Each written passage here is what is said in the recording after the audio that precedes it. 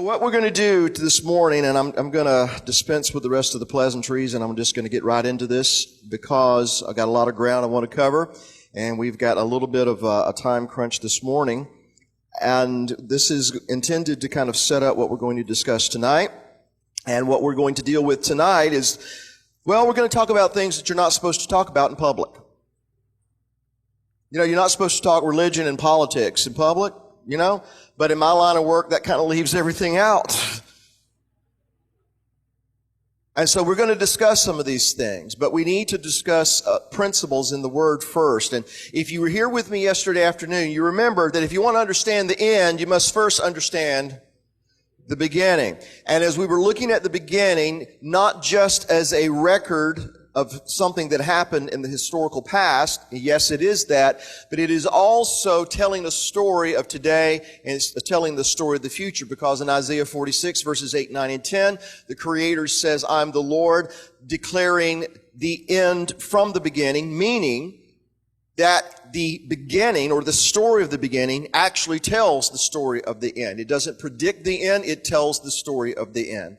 And so we were discussing yesterday in Deuteronomy how that Israel was to be in a particular place. They were to keep His instructions, commandments, and by being in that particular place and doing what they were designed to do, they would function in their purpose, that is to be a light to the nations. And as they're going into the land, you'll recall that there were three nations that they were not to meddle with: Edom, Moab, and the children of Ammon. And I suggested to you that in part the reason he tells them this is because there were people there in Edom, in Moab, and of the children of Ammon that Israel was to be a light to, so that there would be those coming out of darkness into that light, an example being Ruth, who was from Moab. But what we didn't get into yesterday afternoon, and what we're going to start to get into today and this evening, is another reason the Creator probably told them not to mess with Edom, Moab, and Ammon is because if they were being a light, that would draw these people to that light. But what happened when Israel wasn't where they were supposed to be, doing what they were supposed to be doing? Who were some of the very nations that would rise up and start harassing Israel? Edom, Moab, and the children of Ammon. So the way it seems, anyway, the way the Creator designed things is that Israel would be living right next door to people that they were supposed to be a light to. But when Israel started acting like those people started harassing Israel. They were literally a thorn in their side. When Adam was told after he fell, after eating the mingled fruit, that from now on the ground is going to produce thorns and thistles, in the Hebrew language, there is a link between the idea of thorns and thistles and Esau. In other words, Esau is someone you're to be a light to, but when you start acting like Esau, then Esau is going to be literally a thorn in your side. So what we're going to talk about now is Esau. We're going to go to Genesis chapter 25, and I'm going to have to kind of speak rapidly to cover all the points that we want to get in this morning so that we won't have to take up all the time tonight to do that. But in Genesis chapter 25, for the sake of time, we won't read this. I'll just kind of condense the story. Isaac is married to a woman named Rebekah, and she's barren. And as a matter of fact, she's barren for 20 years. Now that's an important point because Isaac is the one who is supposed to propagate this covenant that God has made with Abraham. And Abraham was told, in Isaac shall your seed be called. And so if Abraham is going to be the father of many nations and is going to go through Isaac, and if Isaac's married to a woman who is barren, we've got a problem. So it says that Isaac interceded on behalf of Rebekah, and she conceived, and she's 20 years barren, ladies. 20 years barren. And then she conceives, she realizes she's pregnant, and at that point she should have been overjoyed, shouldn't she? She should have been so happy, but what does it tell us? That she's troubled because she realizes that there's something going on within her. And she goes to inquire of the Lord, and this is what the Lord tells her. 2 nations are growing in your womb. Let's read it actually. 2 nations, verse 23 of chapter 25. 2 nations are in your womb. 2 peoples shall be separated from your body. 1 people shall be stronger than the other, and the older shall serve the younger. So what she's told is this struggle that you're sensing inside of you, it's not just 2 babies. It's 2 nations. I want to use this term. Think of it this way, 2 natures. When you and I were born again of the incorruptible seed that is the Messiah, and we thought everything was going to be smooth sailing from here on out, right? But what did we discover was going on within us every day? A struggle. There's a struggle going on within us, isn't there? And when we first came into this world, what kind of a nature did we come into this world with? A carnal nature. But we were born again of that incorruptible seed, right? But every day, what do we have to do? We have to crucify the flesh. So she senses that there's a struggle going on within her, and the Creator's saying, yeah, there are 2 nations, and there are 2 natures, that's my word, struggling within you. And presumably, what are they struggling over? Who's going to be born first? Who's going to obtain the birthright? Who's going to obtain the blessing? So that's probably what they're struggling over. But he goes on and he tells her that they're going to be separated from your body. They're not going to get along. As a matter of fact, they're not intended to get along. They're not intended to coexist. One will be stronger than the other. What that is to say is they're not going to rule the family side by side. One is always going to be lording over the other. And if the other who is weaker begins to grow stronger, that means the one who is stronger is going to grow weaker. One or the other will lord over the one. They can't coexist. But in the end, the older shall serve the younger. And so throughout this struggle, whoever's on top, it may change through time, but at the end, the older one is going to serve the younger one. He will be subservient to him. So that's the prophecy. Now, I want you, as we go through this, to consider that this is not just talking about 2 people who lived thousands of years ago, because the end is declared by the beginning. So it says, verse 24, so when her days were fulfilled for her to give birth, indeed, there were twins in her womb, and the first came out, I'm going to throw a Hebrew term out at you, admoni, red. Now, do we have any Hebrew students in here? Any? 1, 2, and a half. I got news for you, all the rest of you. When you're getting into the kingdom, we're not speaking English, I'm sorry. I got a sneaky suspicion when the Messiah greets every one of us, he's going to say, Shalom. Manishma. So anyway, in Hebrew it says admoni. And the root of this word is dam. Dam is the Hebrew word for blood. And with the word blood, if we add another letter, it becomes Adam. Or we would say Adam. So if you take the word for blood and you add the letter Aleph, which by the way represents the Creator because he's the master, the Aluf. And so the Aleph represents the Aluf, the master. You put that with the word blood, you get Adam or Adam. Because when he breathed the breath of life into him and he became a living nephesh, he became a living soul, right? Leviticus 17:11 says that the life of all flesh is in the blood. So if he breathed the breath of life into him, and the life of all flesh is in the blood, then inherent in that statement is that when God breathed into his nostrils, not only did he put air into his lungs, but he also put blood into that lifeless form. Where did Adam get his blood from? So dam, blood, is related to Adam. Adam, man, mankind. There's another related term, Adamah. Adamah, we just add another Hebrew letter to that. And Adamah means ground, dirt, the earth, because what was man formed from? The dust of the earth. So all these terms, dam, blood, Adam, man or mankind, Adamah, ground, are all related to this term admoni. Admoni, that is translated here as red. Another translation is ruddy. But what I want you to see in this is that not just is he physically reddish or ruddy, but look at it as a theological term. It's related to the idea of blood. It's related to the idea of man, or let's use this word, flesh, carnal, earthy. Because Esau represents that earthy, carnal nature. So he's red, he's admoni.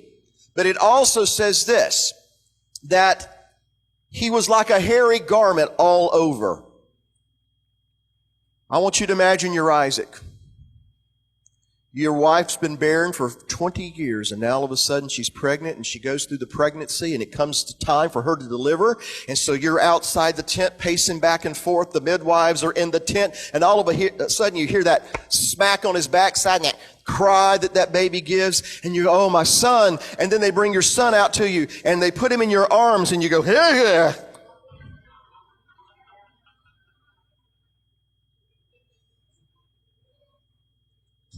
He's so hairy, he looks like he's wearing a coat. That would have freaked me out. There's something weird going on here. He was like a miniature man. That's the idea.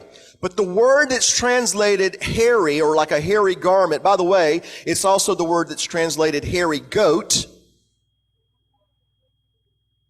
is se'ar. Se'ar. Sin, English, se'ar. And from that word we get this word, seir. As in Mount Seir. You ever heard that term before? That's where Edom, Esau, will live. Mount Seir. So Esau is indicative of carnal, earthy, ruddy, blood, goats, all those kinds of things. So it says then that afterward his brother came out and his hand took hold of Esau's heel. So his name was called Yaakov or Jacob. I really don't have time to spend on this, but I do want to say that I vehemently and adamantly disagree with the notion that Yaakov or Jacob means supplanter. Most times when you go to a lexicon, a concordance, or a Bible dictionary, and you look up the name Jacob or Yaakov out to the side, and this is written by Christian commentators and Jewish commentators, they'll say that Yaakov means supplanter. I wholeheartedly disagree, and here's why. Because the root term of Yaakov is akev, which is the word for heel, H-E-E-L. There is a Hebrew word or letter called yod, and yod represents a hand.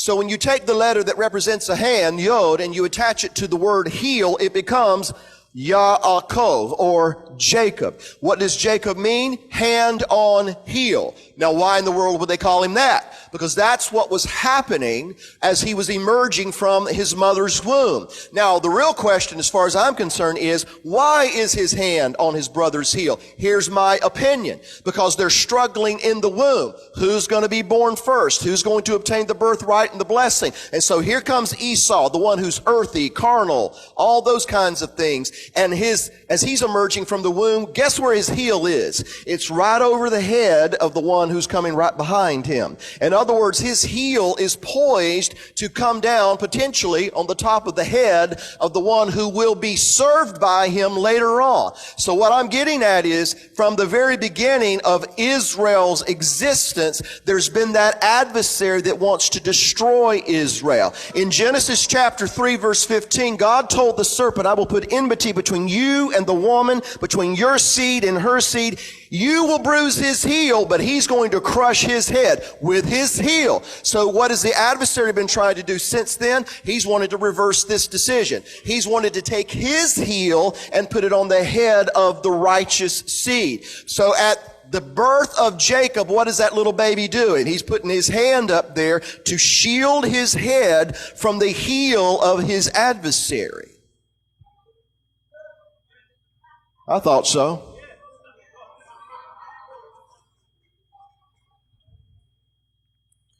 So anyway, it doesn't mean supplanter. Because later on we're going to see, you know who makes that accusation? That Jacob means supplanter? Esau. Esau is the accuser of his brother. So now we continue. It says that Isaac was 60 years old when she bore them, and so the boys grew, and Esau was a skillful hunter, a man of the field, but Jacob was a mild man dwelling in tents. That is an idiomatic expression to say that Jacob was a shepherd. So get the picture. Esau's associated with the goats. Jacob's associated with the sheep. That becomes very important later on. So, but let's go back to Esau. It says that Esau was a skillful hunter. So in my mind, I'm reading this and I'm thinking, well, I guess he was really good with a bow and arrow or a spear or whatever he used to go and hunt game. And so if that was all it was saying, it's almost like, what's the point? But when you go back and look at this in Hebrew, the term in Hebrew, skillful hunter, is Yodea Zaid. Yodea Zaid. Yodea comes from the root word yada, which means to know. And it is to have intimate knowledge of something. In fact, when it says that Adam knew his wife and she conceived, the term is yada, to have intimate knowledge of. So it says Yodea, that Esau had intimate knowledge of something. Zaid is translated hunting, but literally it means trapping. That he knew trapping. He knew how to set a snare, in other words. He is a skillful hunter. Do we have any deer hunters in this room? All right. You? Wow, I'm impressed. All right, yeah, okay. So, correct me if I'm wrong, but when you go deer hunting, typically you don't wait till noon to head to the woods, right? 4:30 in the morning. And why? Because it's still dark, right? Do you wear camo? Absolutely. You wear camo. You put on camo to go out in the woods. Why? Because you want to blend in with the environment. You want to go under the cover of darkness. You want to blend into the environment. Because you see, you're probably going to a spot that you've already spied out. You're just not walking randomly out there into the woods. Oh, this looks good. No, you've already picked out your spot. You've already saw signs that deer have been here. You've already put up your tree stand. You have set a snare. You may have even left something lying around. So you put your camo on because you want to blend into the environment. You walk out there under the cover of darkness, and when you go out in the woods, are you, honk, honk, honk, honk, hey dear, I'm here, come and get it. No, you're walking out very quietly because you don't want the prey to know they're in danger. You see, with all due respect to hunters, hunting is equivalent to deception. It is setting a snare for your prey. Blending into the environment. You don't want to tip off the prey that they are in danger. You want to make them think that everything's just like it's always been. And Esau is really good at this. Esau knows trapping. He knows how to set a snare. This is not just describing a man who lived thousands of years ago, folks. This is describing a spirit. You want to understand the end, then you need to understand the beginning. Esau is Yodeh Zayit. He knows how to set a snare. Now, in Genesis chapter 10, don't turn there, but in Genesis chapter 10, it tells us of a man by the name of Nimrod. And it says that Nimrod began to be a mighty one in the earth, and that he was a mighty hunter before the Lord. And I used to read that as a kid and wonder, what in the world does that mean? I mean, was he so good with a bow and arrow that God had to mention, you know, that Nimrod's a pretty good hunter? But then when I started learning Hebrew and I would read that text or saw that text, what it says is that Nimrod was a mighty hunter, lifnei yudhevavhe. Lifnei, literally in the face of the Lord. It's the same term that's used when Korach rose up and was in the face of Moses. So, gentlemen, when another guy gets in your face, what does that mean? He's challenging your authority. He is saying, I'm going to resist you. So when it says that Nimrod was a mighty hunter, lifnei yudhevavhe, that he was challenging his authority. You see, he began to be a mighty one upon the earth. He is the first one who's mentioned in Scripture having a kingdom. Meaning, when he began to be a mighty one upon the earth, he was becoming a king. And if you got a king and you have a kingdom, there's something else you need. Subjects. You need those who are willing to subject their will to your will. And what is he going to do? What is his will? To rebel against the Almighty. Now, I'm going to suggest to you that if somebody like a Nimrod, who is a hunter, and remember, hunting is about the art of deception, I'm going to suggest to you that Nimrod didn't gather everybody to build Babylon by saying, hey, I'm tired of his authority and his rules and his regulations. I want to rebel against him. Who's with me? It doesn't typically work that way.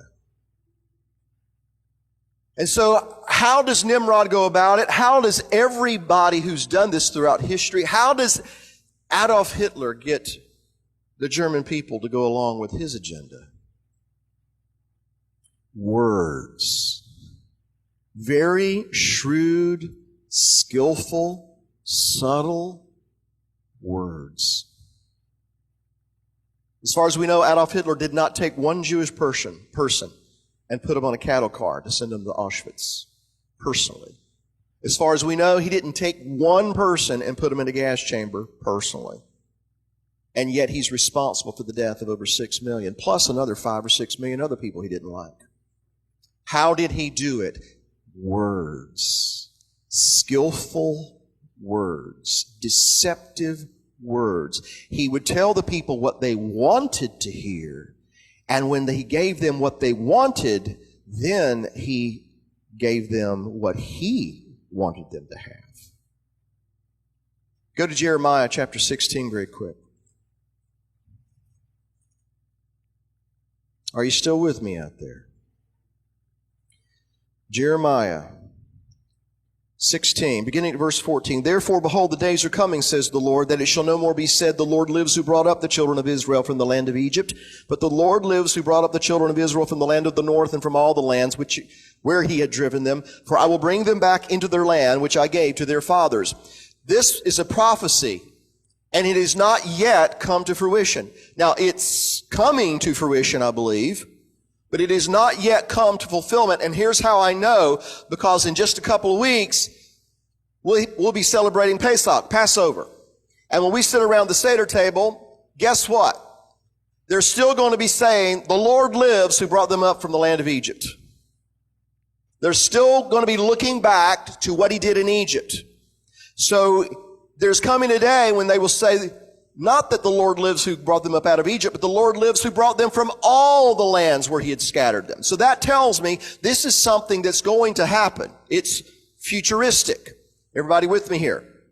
So with that in mind, verse 16 says, behold, I will send for many fishermen, says the Lord, and they shall fish them. In other words, in order to bring about His word, the fulfillment of His word, to gather all of His people from all of the nations, to bring them back into the land of their fathers. In order to do that, because He always works through people, He's going to send fishermen. When Messiah was going around the Lake of Galilee and calling His disciples, He said, "Come follow me, and I will make you fishers of men." Right?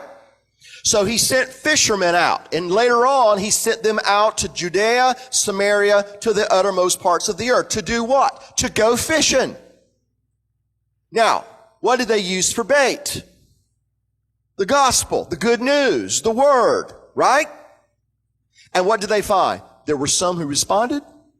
There were some who didn't respond. 2,000 years later, what are we called to be? Fishers of men.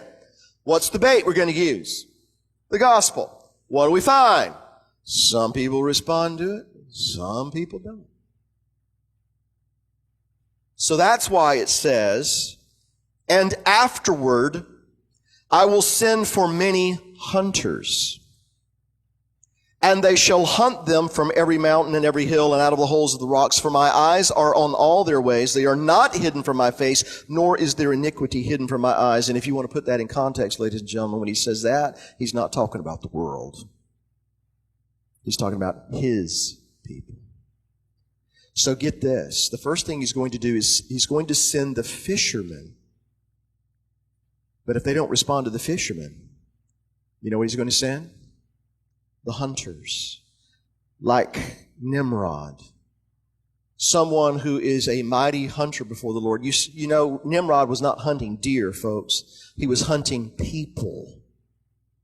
He was hunting people, and he was using skillful words. And why is that important? Because it says that Esau was a skillful hunter, that Esau literally knew trapping. Now, here's something to kind of twist your brain a little bit. Look at verse 28. It says that Isaac loved Esau because he ate of his gain, but Rebekah loved Jacob. All right, here's a question I have. How is it that the patriarch of Israel, Isaac, prefers the one that God rejects? Jacob I have loved. Esau I have rejected. And by the way, it's not because God decided, eeny, meeny, miny, mo, I like you, I don't like you. That's not what that means. He rejects Esau because Esau first rejects him. You go back to the story of Cain and Abel. Before Abel is slaughtered by his brother, and they bring these offerings, and Abel offered a more excellent sacrifice than Cain. But Cain's countenance is fallen, and God goes to him and says to him, "Cain, why has your countenance fallen? You know what to do. If you do good, will I not accept your offering as well?" It wasn't that Cain was just disliked by God and born to be bad. Cain rejects God first. And so after God goes to Cain and compels him to do what's right, what does Cain do? Well, he goes up to his brother Abel and says, "Abel, come join me in the field so I can kill you." You think that's the way it worked? No, he set a trap. He lured him out into the field. And how do you think he got him to go out into the field? Words. And then what did he do?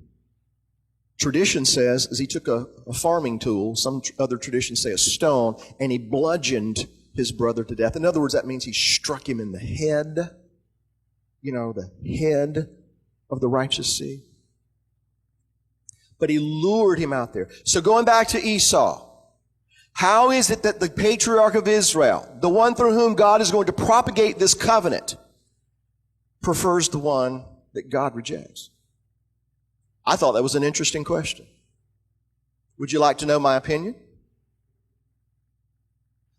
It says because he ate of his gain. Now, it sounds like in English that the reason that Isaac prefers Esau is because, boy, he can just, his mouth is salivating. But it sounds like that's what it's trying to get across to us. And maybe on one level that is true. But I want you to hear what it says in Hebrew, or what it literally means from Hebrew, when it says that he ate of his game.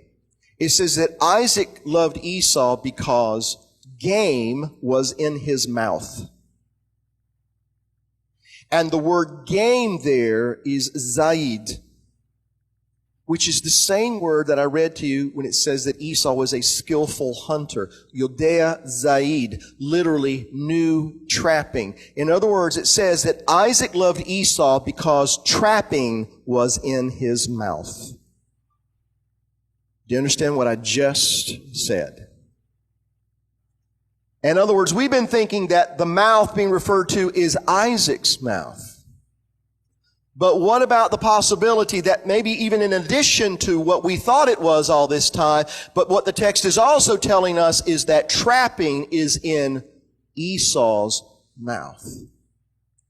You see, he is a skillful hunter. He knows how to set a trap. He knows how to set a snare. He knows what to say. The adversary does not come in a red suit and a pitchfork. But what does he come as? Posing as an angel of light. And when he first appears in Genesis 3, what is he using to seduce the woman? Words. Skillful words. Has not God said that you may freely eat of all the trees of the garden? Well, we can eat of all the trees of the garden except the one in the midst of the garden. We're not even to touch it lest we die. You will not certainly die. Which was a lie. It's just that God knows in the day that you eat of the fruit of this tree that you will be like him, knowing good from evil, which it turns out that was true. And so you know what he did? He took something that was true and he mixed it with something that was false. You see, he is the father of lies. And you think about it, every convincing lie is always going to contain a measure of truth. It has to be plausible. It has to sound good. It has to feel good. It has to look good. It will even convince you that this is God. It will sound noble. But what the adversary and those through whom he works isn't telling you is what they've really got in mind. The trap that has been set. And from the beginning, the adversary has used something that appears to be good, because which part of that fruit do you think he showed the woman? He didn't show her the evil part. You see, the adversary is an illusionist. The illusionist wants you looking into this hand.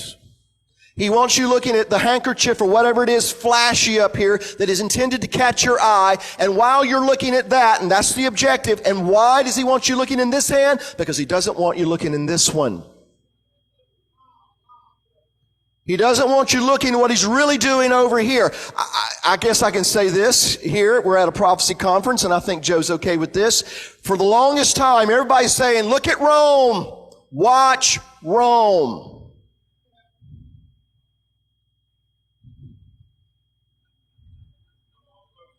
Why? Because he doesn't want you looking at Babylon. Go back to the beginning and find Rome for me in the beginning. Can't do it. You know why? Because it's not there. But go back into the beginning and find Babylon. He's an illusionist, and he wants you looking at what appears to be good, what appears to be God, because he doesn't want you looking at the evil intent. Esau is a skillful hunter. He knows how to set a trap, and apparently was so good at it that his own father was lured into this trap of thinking that Esau is something he really isn't. What it suggests is that Esau was projecting himself to be what he thought his father needed to see. But if he's a goat, that means he's pretending to be a sheep. If he's a tare, then he's pretending to be wheat. If he's of the adversary, he's going to say, I'm a Christian.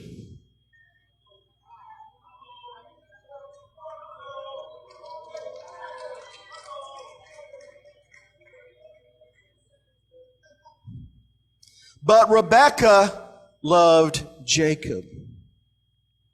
Because Rebekah knows something that nobody else knows.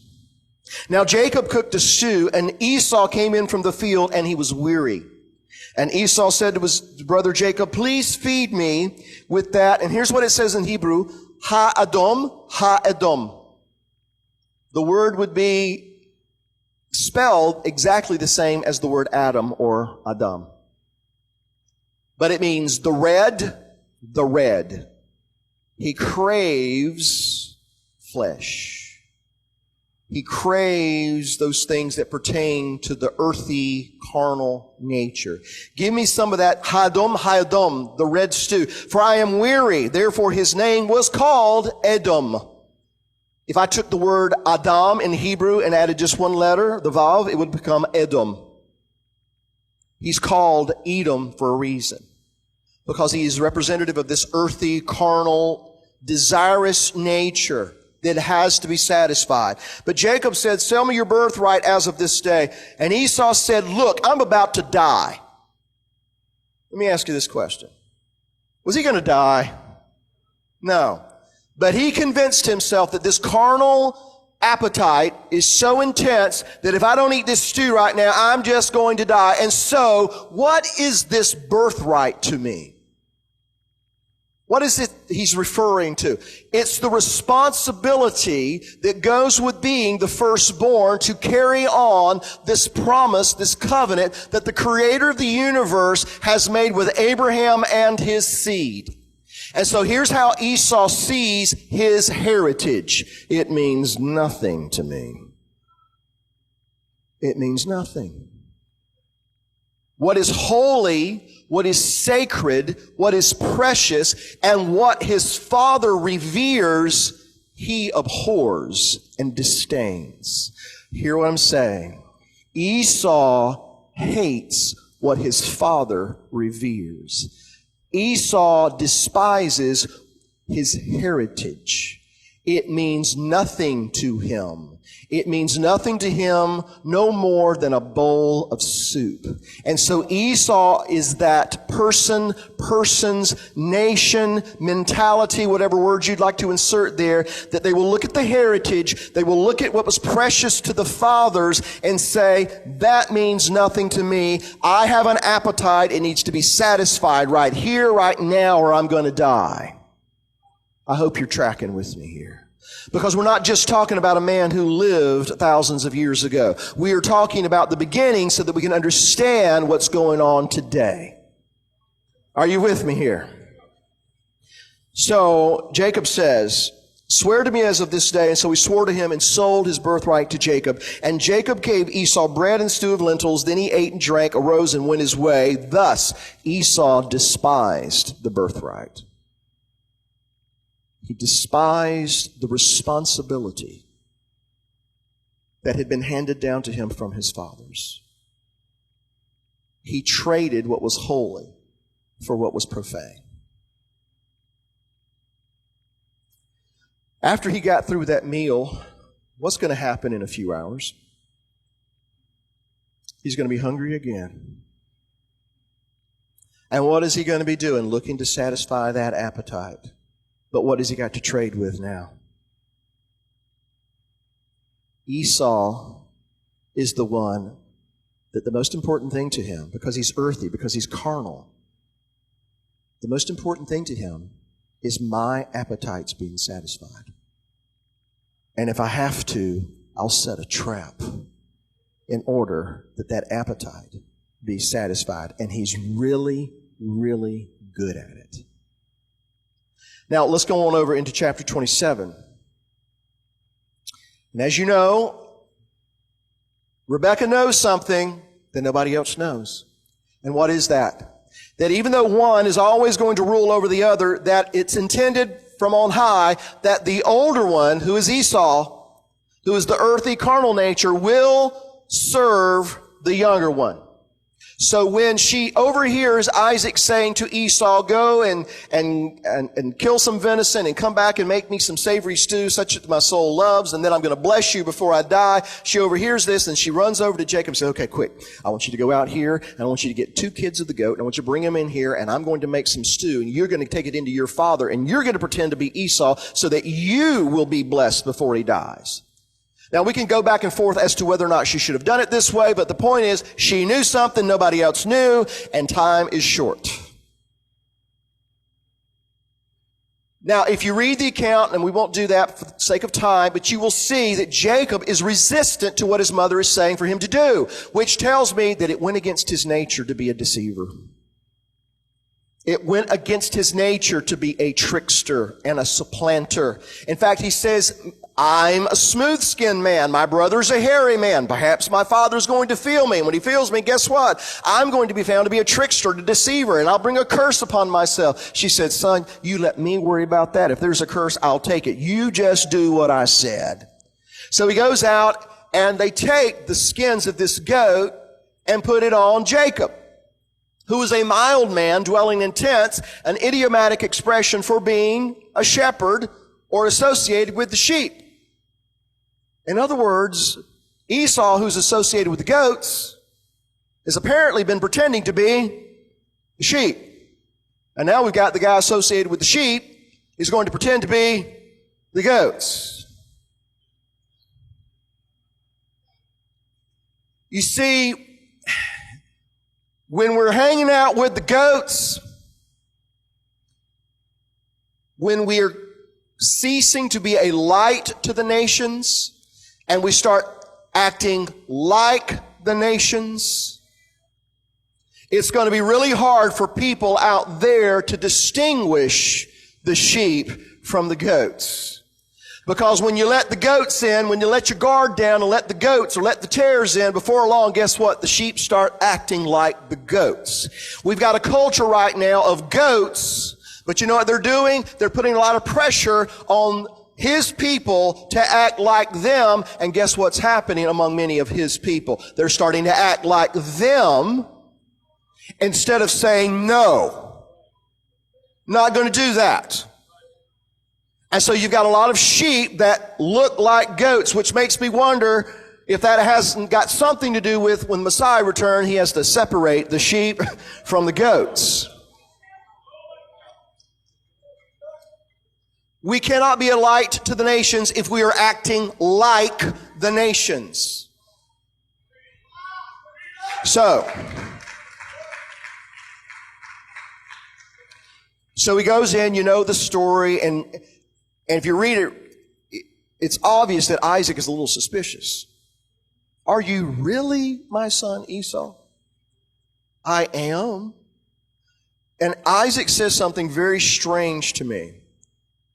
In verse 21 and 2, he says, in chapter 27, he says, Isaac said to Jacob, please come near that I may feel you, my son, whether you are really my son Esau or not. So Jacob went near to Isaac his father, and he felt him and said, the voice is Jacob's voice, but the hands are the hands of Esau. Now, that might just be something as simple as saying that, you know, you sound like my son Jacob, but I felt your hands and they feel like Esau's. But maybe there's something else being hinted at here. And to see that, we have to look at verse 20. Isaac said to his son, how is it that you have found it so quickly, my son? And he said, because the Lord your God brought it to me. In other words, when he says the voice is Jacob's, maybe he's saying, you speak. Your words are the words of Jacob. But you feel like Esau. What's coming out of your mouth sounds like Jacob, but why do you look, feel, and even smell like Esau? I ain't got time to develop that. Did I? So he goes on and he blesses him. He blesses Jacob, which that is what's supposed to happen anyway. The birthright and the blessing had been deemed to, or had been given to Jacob when he was still in his mother's womb. You see, Esau thinks that Jacob has something that was never Esau's in the first place. But at any rate, Jacob leaves, and it says that almost immediately Esau comes in from the field. He prepares the stew, and then he goes into his father. In verse 32, it says, and his father Isaac said to him, who are you? And so he said, I am your son, your firstborn, Esau. Then Isaac trembled exceedingly and said, where's the one who hunted game and brought it to me? I ate all of it before you came, and I have blessed him, and indeed he shall be blessed. And when Esau heard the words of his father, he cried with an exceedingly great and bitter cry and said to his father, bless me also, O my father. But he said, your brother came with deceit and has taken away your blessing. That's true. Jacob did come with deceit. There is no arguing that. And Isaac knows it now. Isaac knows that Jacob came with deceit and has taken away the blessing. Verse 36. And Esau said, is he not rightly named Jacob? For he has supplanted me these 2 times. He took away my birthright, and now look, he has taken away my blessing. What's wrong with that statement? It's a lie. But like every convincing lie, it contains a measure of truth. Because Isaac is well aware that Jacob, by deceit, has obtained the blessing. But there is no reason for us to believe, based on what is in the text, that Isaac knows the particulars of how Jacob obtained the birthright. So you see how very clever and very shrewd and how good at setting a snare Esau really is. He seizes upon the opportunity to take something that Isaac knows to be the truth and then says something that isn't true to try to convince his father that it is true. He spins a web and he makes this accusation. You rightly named him Yaakov because he has supplanted me. There are a lot of people, a lot of Christians, there are a lot of rabbis that are still under the spell of Esau's words because they still think that Jacob means supplanter. And this is my heart's belief.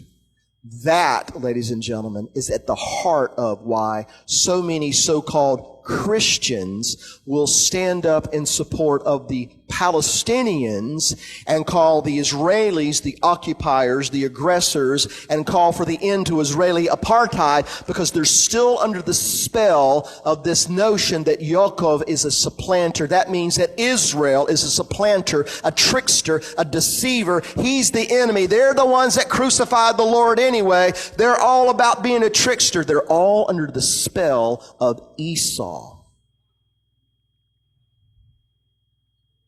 And I feel Pentecostal right now.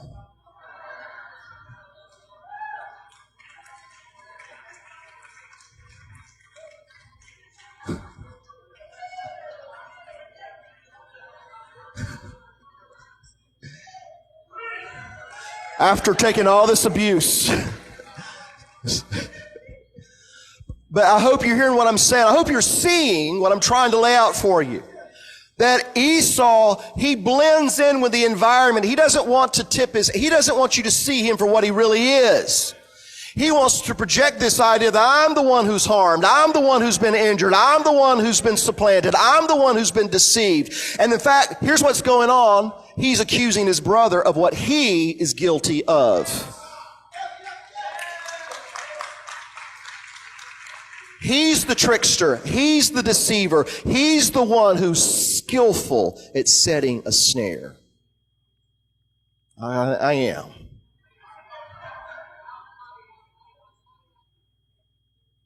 Look what's going on in the world right now, people. Look what's about to happen in just the next couple of weeks. Esau knows trapping. Here's my belief. A snare is being set right now. Not just for the nation of Israel, but this is global at this point, ladies and gentlemen. A snare is being set for God's people all over the world. And it's very skillful, and it's done through words, and it's about giving you what you want and offering what, and saying what you need to hear and putting something out there that looks all nice and shiny and looks good because they don't want you looking in this hand. He's a skillful hunter. And look at how he responds to the knowledge that he's lost the blessing. Verse 37, then Isaac answered and said to Esau, indeed, I have made him your master and all his brethren. I have given to him his servants. With grain and wine I have sustained him. And what shall I do for you now, my son? And Esau said to his father, have you only one blessing, my father? Bless me also, O my father. And Esau lifted up his voice and he wept. He's upset. He's distraught. He's beside himself because he's lost the stuff. Because he's lost what he thinks belongs to him. The stuff, the herds, the flocks, the material blessing that goes along with being the son of Isaac. Compare that to how he responded to the responsibility that went along with being the son of Isaac. You see, he wanted the blessing, but he didn't want the responsibility. But you see, you don't have the blessing until you embrace the responsibility. See, there's only one way that leads to life, and few there are that find it. It is a straight gate, is a narrow passageway. In fact, that word can mean troublesome. It's not fun. If it was fun, everybody would be doing it. If it was fun to have a prophecy conference,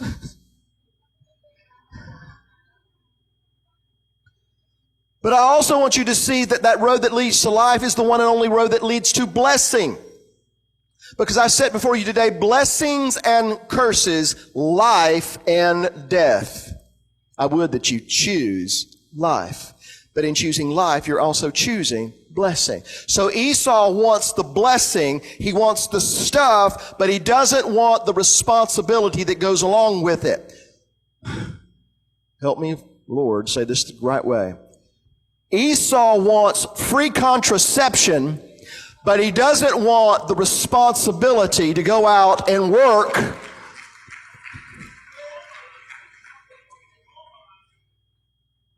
Esau wants his iPad, his iPod, he wants his internet, he wants all that kind of stuff. He wants health care, he wants all the benefits.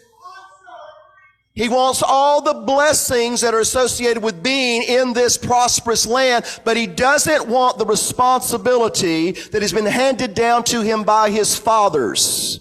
He cares nothing for the heritage. In fact, he abhors the heritage of his fathers. He hates those things that his father reveres. He despises where he came from. He just wants the stuff. And when he can't get the stuff, he goes on a rampage and he says, as soon as my father is buried, I'm going to kill Jacob.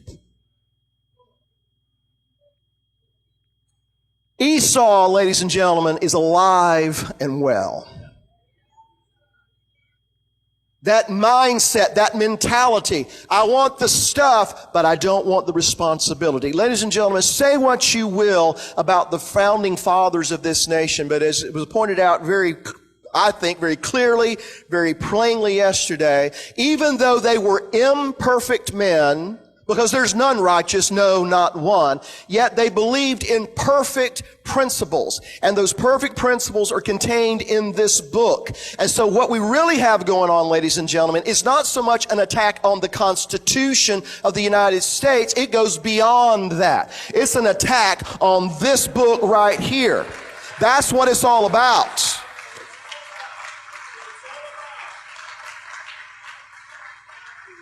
And so all this nonsense about we're the 99%, occupy this and occupy that. You know why they're occupying Wall Street? Because his people haven't been occupying. Because we let our guard down, we let the goats in, we let the tares in, and we started acting like the tares, we started acting like the goats, and now we're paying for it.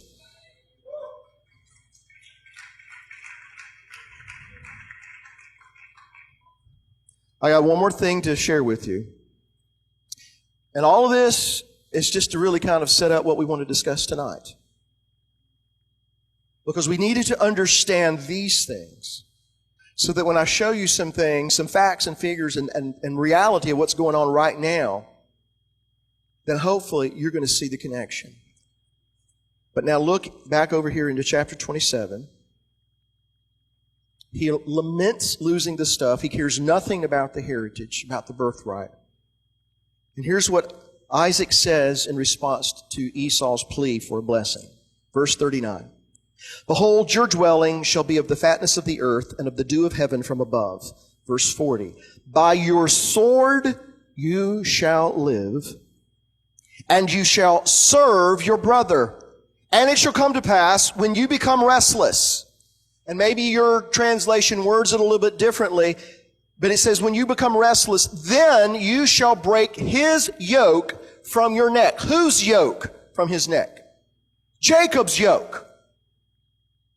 When you become restless, you will break Jacob's yoke from your neck. What is Isaac saying? Because remember, they're not going to coexist. They're not going to rule side by side. One's always going to be ruling over the other. By the way, globally, when you look at the world today, who do you think's in control? Jacob or Esau?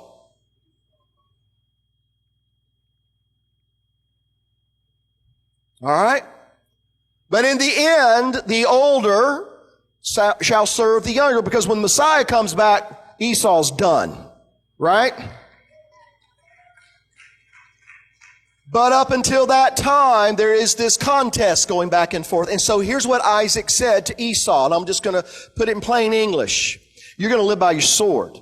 He's going to be sustained with grain and wine and all the fatness of the earth, but you're going to live by your sword.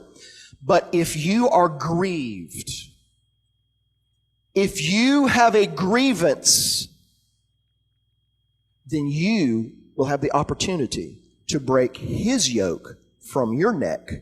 And what would the inference in that statement be? And then you'll have the opportunity to put your yoke on his neck. Let's put it this way.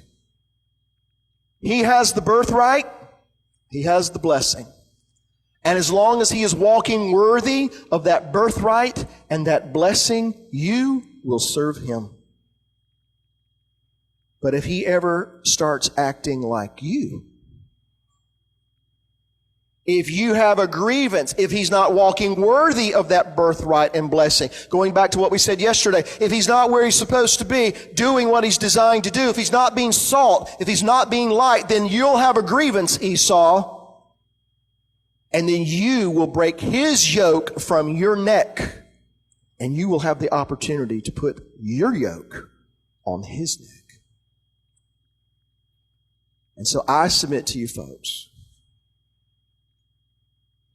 that globally, Esau's kind of running the show, so to speak. But I want to look a little bit more specifically at this nation. It is my opinion, firmly so, adamantly so,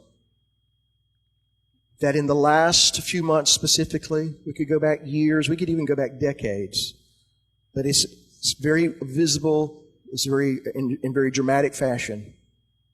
I believe with my whole heart that what we're seeing going on in this nation, Esau is breaking the yoke off his neck.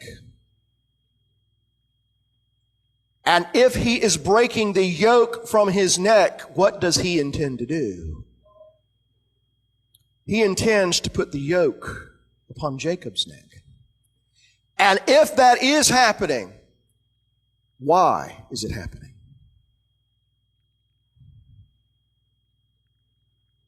Why would the Creator, why would our Father in heaven allow Esau to break Jacob's yoke from off his neck and allow Esau to put his yoke on Jacob's neck? I can only think of one thing. Number one, Esau has a grievance. It's because his people have not been doing what they were supposed to be doing. And if he's going to allow Esau to put a yoke on his people's neck, it's going to drive them to their knees. Because it does not say, if those people who are not called by my name, but my people, if my people who are called by my name will humble themselves, will seek my face and pray and turn from their wicked ways. And remember, wickedness doesn't have to be rape, murder, mayhem. All it has to be is not being where you're supposed to be, not doing what you're supposed to be doing, not being salt, not being light. Remember, if salt loses its saltiness, it's tossed out and what? Trampled under the heel. That's what I think is going on, folks. And tonight, I'm going to show you some things that are going to back this up. But I'll leave you with this. That is not for us to lose heart, because our Father is sovereign. And there is nothing He does, there's nothing He allows to happen that it is not in the best interest of His people. He says, Nebuchadnezzar is my servant. Nebuchadnezzar destroyed Jerusalem and razed the temple, carried temple treasures off into Babylon, put them in the house of his God. But why did he do that? To bring his people to their knees, to bring them to humility, to bring them to repentance, and in repentance bring them to restoration.